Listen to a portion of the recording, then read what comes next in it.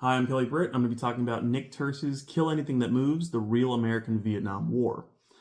Nick Turse is an American investigative journalist and historian whose work goes deep into the nitty gritty of the topics he's working on. He specifically talks about the Southeast Asia and African conflicts.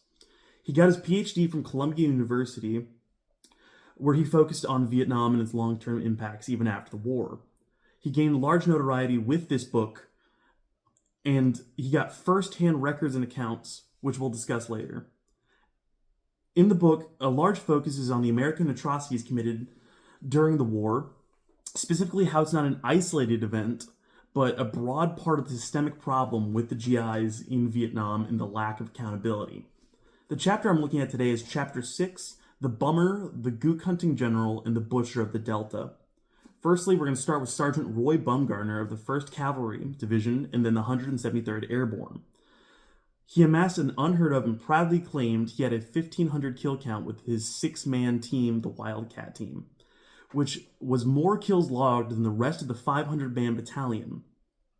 His men would often talk about witnessing killings like 2 men on a rice paddy that Bumgarner would unleash fire into, as well as the killing of children on many occasions.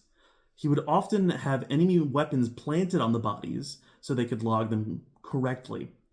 Even though his men would tell officials about these killings, they still held him with high praise.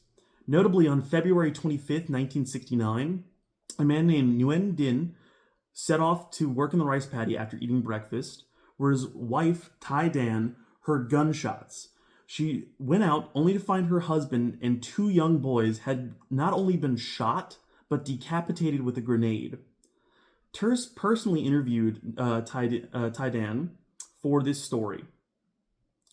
And Bumgarner and a 20-year-old specialist named Rodart were asked about this event.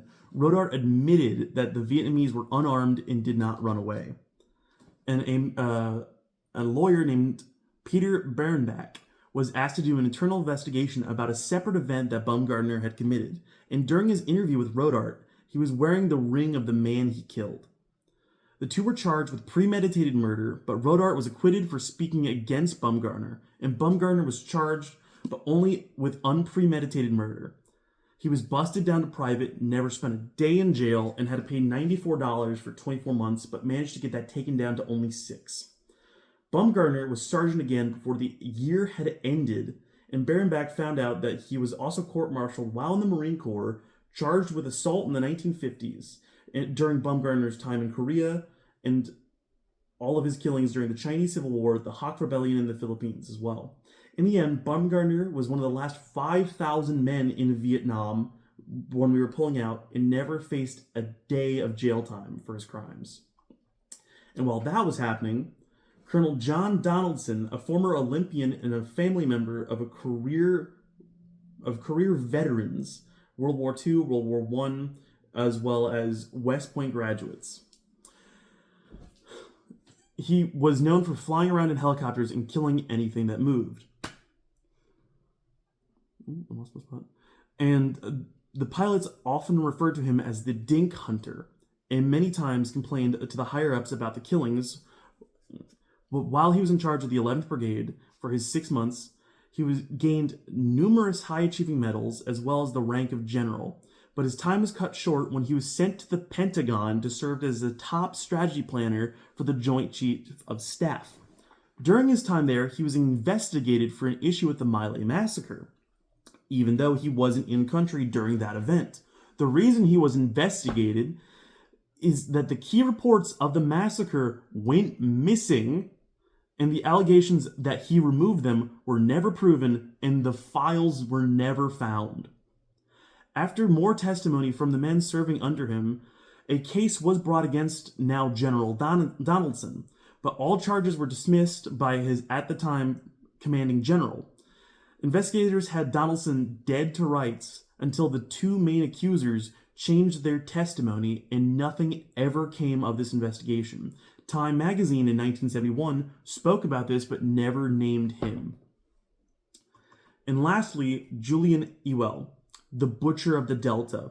He is known for Operation Speedy Express. The goal of the counterinsurgency operation was to eliminate Viet Cong presence in the northern Mekong Delta and secure the area for pacification efforts. Under Ewell's command, the U.S. forces used overwhelming firepower against the Viet Cong, but the tactics, including intense night patrols as well as the use of helicopter gunships, resulted in high number civilian deaths. The operation claimed nearly 11,000 enemy casualties, yet military investigators noted a large discrepancy with fewer than 750 weapons captured.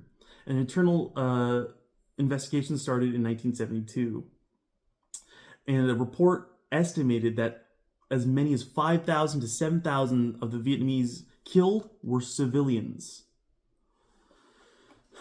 Ewell was known for his relentless focus on the body count as the primary measure of his success. Critics, including the soldiers who served under him, alleged that this fixation led to his subordinates inflating casualty numbers by counting civilians as dead enemy combatants.